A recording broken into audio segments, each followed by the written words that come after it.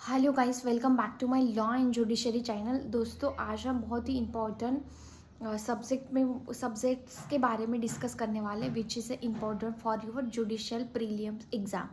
तो दोस्तों, हमारे महाराष्ट्र में 114 वैकेंसी निकाली गई है। तो इसमें से आपका जो प्री एग्ज़ाम होता है, प्री मेंस एंड इंटरव्यू, तो ये आपको बहुत important. But first of all you have to qualify for the prelims exam. तो प्रीलिम्स एग्ज़ाम जो 9 सितंबर को आ रही है, उसके लिए कौन से सब्जेक्ट इंपॉर्टेंट है, कौन से नहीं है, ये आज हम लोग देखने वाले हैं। तो दोस्तों, तुम्हारे पास 12 सब्जेक्ट है, उसमें से जो भी इम्पोर्टेंट है उनके बारे में हम लोग आज डिस्कस करने वाले हैं। तो first of all constitutional law. Constitutional law में आपको बहुत सारे केस लॉज देखने हैं, देन आपको सब क्लॉज देखना है। For example, I just wanted to tell you two important thing. अगर जुडिशरी क्या करती है, किसी एग्ज़ाम में पूरा सेक्शन वाइज क्वेश्चंस आते हैं, पूरे सेक्शंस वाइज, तो आपको पूरे सेक्शंस मीन्स आर्टिकल, इसमें constitution not the section but article, तो होल सब्जेक्ट के लिए मैं आपके साथ बात कर रही, not even the one subject. तो आपके पास 12 सब्जेक्ट है। तो जुडिशरी क्या करती है, कभी कभी पूरा कंसेप्चुअल बेस के ऊपर क्वेश्चन निकालती है।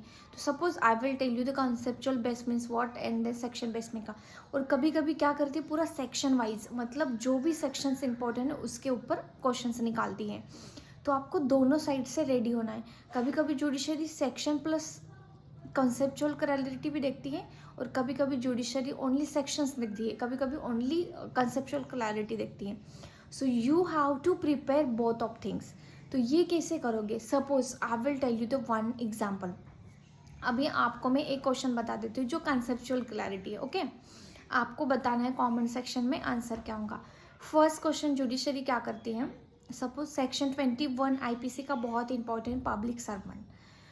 तो किसी ईयर में जुडिशरी ने इससे पूछा था, public servant is defined under section 21, 22, 25, 23।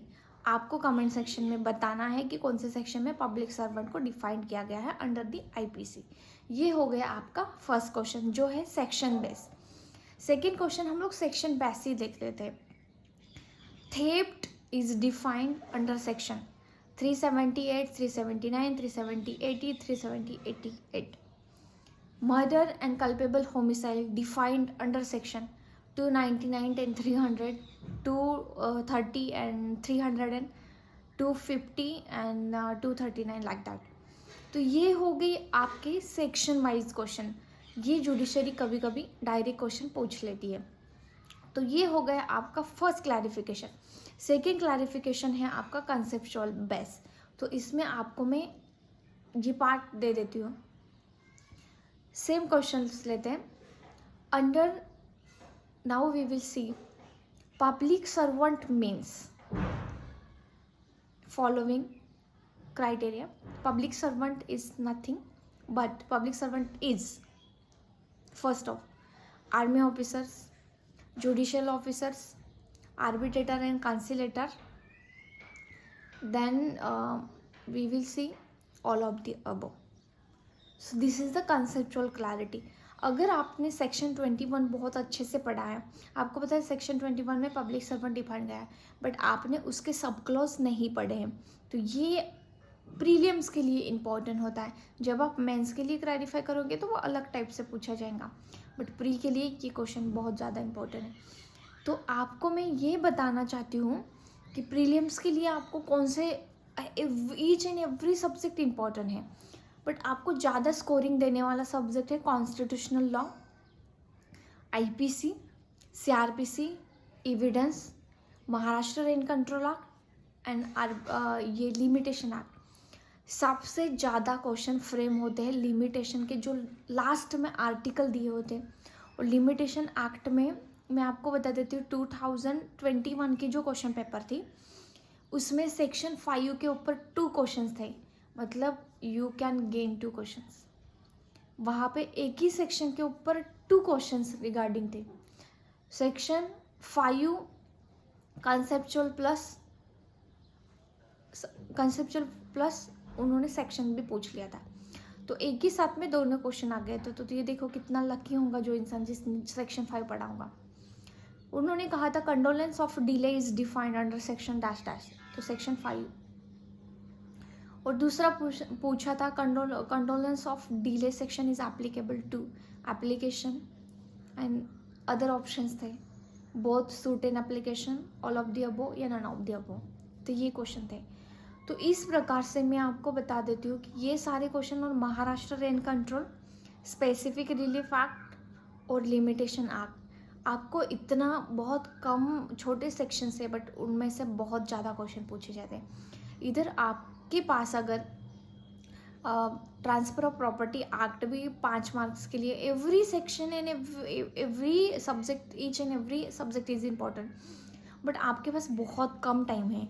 तो इसीलिए मैं आपको बता देती हूँ लिमिटेशन एक्ट के ऊपर इतना ज़्यादा फोकस करना, और महाराष्ट्र रेंट कंट्रोल हमने कॉलेज लाइफ में पढ़ा नहीं होता, बट ये दोनों सब्जेक्ट आपको बहुत ज़्यादा मार्क्स देके जाते हैं, limitation act, Maharashtra rent control act and constitutional law. बाकी CRPC, CPC, IPC, every each and every subject is important. Okay, तो ये मैं क्लैरिफाई करना चाहती हूँ दोस्तों। इस बार बहुत ज़्यादा वैकेंसी निकाली है, 114 मतलब बहुत ज़्यादा है। लास्ट 43, 63, 73 ऐसे 81 ऐसे होते थे, बट इस बार 100 से ज़्यादा मतलब 114 है। और आपके पास ओनली बहुत बहुत कम दिन है जो आप हैंड पे काउंट कर सकते हैं। सो एक सब्जेक्ट के लिए एटलीस्ट 3 दिन दो, और 3 दिन के बाद में वो सब्जेक्ट को ख़त्म कर दो।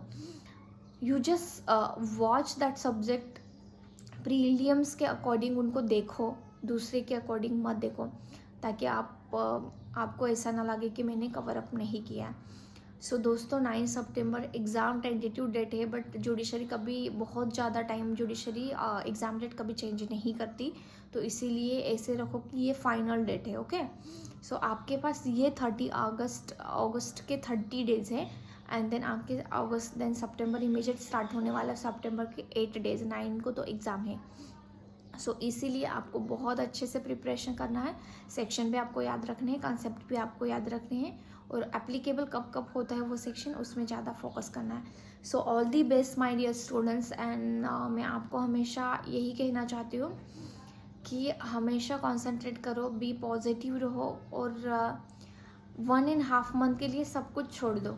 अगर आप 1.5 मंथ के लिए इंस्टा छोड़ दो, यूट्यूब छोड़ दो, और आप उसके बाद में कॉन्सेंट्रेट ओनली स्टडी कर दो, तो आप 1.5 मंथ में भी जुडिशरी क्रैक कर सकते हो।